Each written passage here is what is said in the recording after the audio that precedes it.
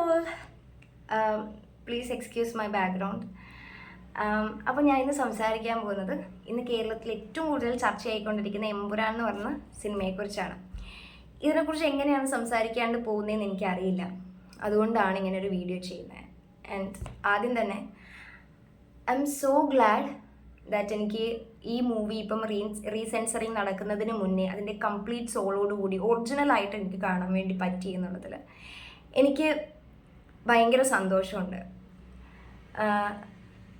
ആദ്യം തന്നെ സിനിമയെ കുറിച്ചിട്ട് ഒന്ന് രണ്ട് ജനറൽ ആയിട്ടുള്ള കാര്യങ്ങൾ പറയാം. ആൻഡ് ഡിസ്ക്ലെയിമർ പറയാണ്, ഇത് തികച്ചും എൻ്റെ വ്യക്തിപരമായിട്ടുള്ള എൻ്റെ പേഴ്സണൽ അഭിപ്രായം മാത്രമാണ്. പലർക്കും സിനിമയെക്കുറിച്ചും അല്ലാണ്ടും ഉള്ള അഭിപ്രായം ഡിഫറെൻ്റ് ആയിരിക്കാം. And I respect that. ഓരോരുത്തരുടെ അഭിപ്രായം ഞാൻ റെസ്പെക്റ്റ് ചെയ്യുന്നു. ലൂസിഫർ കണ്ടതിൻ്റെ പിറ്റേ ദിവസമാണ് ഞാൻ എമ്പുരാൻ കാണാൻ വേണ്ടി പോകുന്നത്. അതിന് മുന്നേ വരെ ലൂസിഫർ കാണാൻ ഞാൻ ശ്രമിച്ചിട്ടില്ല എന്ന് പറയുന്നതായിരിക്കും കൂടുതൽ ശരി. അതുകൊണ്ട് തന്നെ എനിക്ക് രണ്ടും ഫ്രഷ് സ്റ്റോറീസ് ആയിരുന്നു. അതിൻ്റെ കഥാപാത്രങ്ങളും അതിൻ്റെ ഓരോ പോർട്രേ ചെയ്തിട്ടുള്ള രീതിയെല്ലാം എനിക്ക് ഫ്രഷ് സ്റ്റോറി ആയിരുന്നു. പക്ഷേ ഹൈപ്പും എക്സ്പെക്റ്റേഷനും ഒക്കെ കൊണ്ടുപോയി കഴിഞ്ഞാൽ നമുക്ക് കിട്ടുന്ന ഒരു ഫീൽ എന്ന് പറയുന്നത് ചിലർക്കെങ്കിലും നിരാശയായിരിക്കും. എൻ്റെ ഒരു ഫീൽ എന്ന് വെച്ചാൽ ഒരു പ്ലെയിൻ ഫീലായിരുന്നു. പക്ഷേ പൃഥ്വിരാജ് എന്ന് പറയുന്ന ഡയറക്ടർ അത് പോർട്രേ ചെയ്തിരിക്കുന്ന രീതി ഇറ്റ്സ് അമേസിങ്. നമുക്ക് പൃഥ്വിരാജ് എന്ന് പറഞ്ഞ ആ ഡയറക്ടർ ഒരു എന്തായാലും അഭിനന്ദനം അർഹിക്കുന്നുണ്ട് ഈ ഒരു വർക്കിന്. അത് കൂടാതെ ഞാനൊരു മോഹൻലാൽ ഫാനല്ല, പക്ഷേ ചില സീൻസിലൊക്കെ എനിക്കും ഗൂസ് ബംസ് ഉണ്ടായിട്ടുണ്ട്. അതും ഈ പൃഥ്വിരാജ് അത് പോർട്രേ ചെയ്തിരിക്കുന്ന രീതിയിലാണെന്നാണ് ഞാൻ വിശ്വസിക്കുന്നത്. ഇനിയിപ്പം സിനിമയെക്കുറിച്ച് വന്നുകൊണ്ടിരിക്കുന്ന ന്യൂസിനെ കുറിച്ച് പറയാം. ഇപ്പോൾ ഞാൻ വിശ്വസിക്കുന്ന ഒരു കാര്യം പറയാം.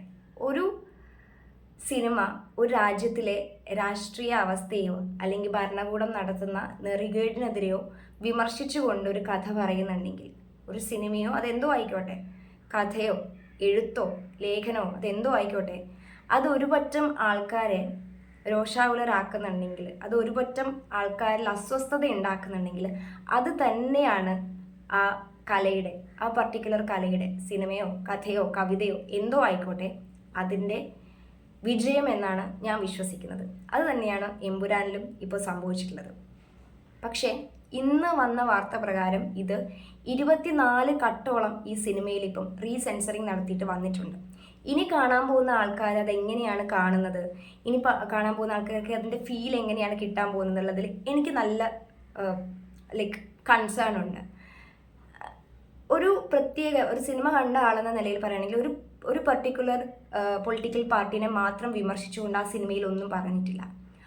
എല്ലാ പൊളിറ്റിക്കൽ പാർട്ടീനെയും കാര്യങ്ങളൊക്കെ പറഞ്ഞിട്ടുണ്ട്. പക്ഷേ ഒരുപറ്റം ആൾക്കാരിൽ മാത്രമേ ഇത് അസ്വസ്ഥത ഉണ്ടാക്കിയിട്ടുള്ളൂ, അവർക്ക് മാത്രമേ ഇത് ഉൾക്കൊള്ളായ ഉണ്ടായിട്ടുള്ളൂ. ഇതിൽ കാണിച്ചിരിക്കുന്ന പല രംഗങ്ങളും ഉന്നം വയ്ക്കുന്നത് നമ്മൾ രാജ്യം ഭരിക്കുന്ന BJP എന്ന് പറയുന്ന പാർട്ടിയെ തന്നെയാണ്. ഗുജറാത്ത് കലാപമാണെങ്കിലും ബൽക്കിസ് ബാനുവിനെ ക്രൂരമായി പീഡിപ്പിച്ചതാണെങ്കിലും, അങ്ങനെ ഒരു കുടുംബത്തിലെ എല്ലാവരെയും കൊലപ്പെടുത്തിയതാണെങ്കിലും എല്ലാം കാണിച്ചിരിക്കുന്നത് അത് കാണുന്ന സമയത്ത് നമുക്കുണ്ടാകുന്ന ഒരു ഫീലുണ്ട്. അപ്പം അതിന് എത്രമാത്രം ഇൻറ്റൻസിറ്റി റിയൽ ആയിട്ട് ഉണ്ടായിട്ടുണ്ടാവും എന്നുള്ളതാണ് ഞാൻ വിചാരിച്ചത്. അപ്പം സത്യം മറച്ചു വയ്ക്കാൻ വേണ്ടി ഒരിക്കലും പറ്റില്ലെന്നേ പറയാനുള്ളൂ. ബിക്കോസ് ഇത്രയും നാളും ജനങ്ങൾ മറന്നിരിക്കുന്ന ഒരു കാര്യം വീണ്ടും ഒരു സിനിമയിലൂടെ ഓർമ്മിപ്പിക്കപ്പെട്ടിട്ടുണ്ടെങ്കിൽ, ഇന്ന് ആ സമയത്ത് ജനിച്ചിട്ടില്ലാത്ത കുട്ടികൾ ഇപ്പോൾ വളർന്ന് എന്തുകൊണ്ടാണ് ഇങ്ങനെ എമ്പുരാൻ സിനിമയ്ക്കെതിരെ വാർത്ത വരുന്നത്, അല്ലെങ്കിൽ എന്തുകൊണ്ടാണ് ഇതുപോലെ റീസെൻസറിങ് നടത്തേണ്ടി വരുന്നത് എന്ന് ആളുകൾ വീട്ടിൽ നിന്ന് ചോദിക്കുന്നുണ്ടെങ്കിൽ, ഇതിൽ കൂടുതൽ എന്താണ് ആ സിനിമയ്ക്ക് കിട്ടാനുള്ളത്? അതൊരു ചരിത്രത്തിൻ്റെ ഭാഗമായി കഴിഞ്ഞു അല്ലേ? സിനിമയെ സിനിമയായി കാണാൻ, അല്ലെങ്കിൽ കലയെ കലയായി കാണാനും ആവിഷ്കാര സ്വാതന്ത്ര്യം എല്ലാവർക്കും ഉണ്ടെന്ന് മനസ്സിലാക്കാനും തീരാവുന്ന പ്രശ്നങ്ങൾ മാത്രമേ ഇവിടെ ഇപ്പോൾ ഉള്ളൂ. പക്ഷേ സത്യം നമ്മളിങ്ങനെ വിളിച്ചു പറയുമ്പോൾ എങ്ങനെയല്ലേ നമ്മളതിനെ അനുവദിക്കുന്നത്? അതിനെ വാമൂടി കെട്ടണം. ഉടനെ സിനിമയ്ക്കെതിരെ നടപടി വേണം. എങ്ങനെ കഴിക്കണം, എന്ത് കഴിക്കണം, എങ്ങനെ ജീവിക്കണം, എന്ത് ധരിക്കണം, എന്നുള്ള രീതിക്കൊക്കെ ആളുകളോട് പറഞ്ഞു, വർഗീയ വിഷം കുത്തിവെച്ചും ആൾക്കാരുടെ ഇടയിൽ സ്വാധീനം ഉണ്ടാക്കുന്നു എന്ന് വിചാരിക്കുന്ന സമയത്ത് ഇന്നല്ലെങ്കിൽ നാളെ ഈ മനുഷ്യർ സംഘടിക്കും, അവരവരുടെ ആശയം തുറന്നു പറയുന്നുള്ളത് സാമാന്യ ബോധമുള്ളവർക്കെല്ലാം മനസ്സിലാവും.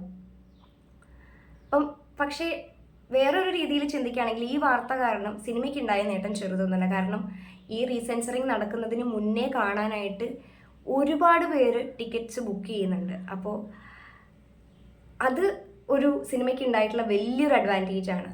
ആൻഡ് പൃഥ്വിരാജ് ജനഗണമന എന്ന് പറഞ്ഞ സിനിമയിൽ പറഞ്ഞതുപോലെ ചോദ്യം ചോദിക്കുന്നവനെ നിശബ്ദരാക്കുന്ന രാഷ്ട്രീയമാണ്, വിരൽ ചൂണ്ടുന്നവനെ വിലങ്ങണിയിക്കുന്ന രാഷ്ട്രീയമാണ് ഇന്ന് നമുക്ക് ചുറ്റിലുള്ളത്.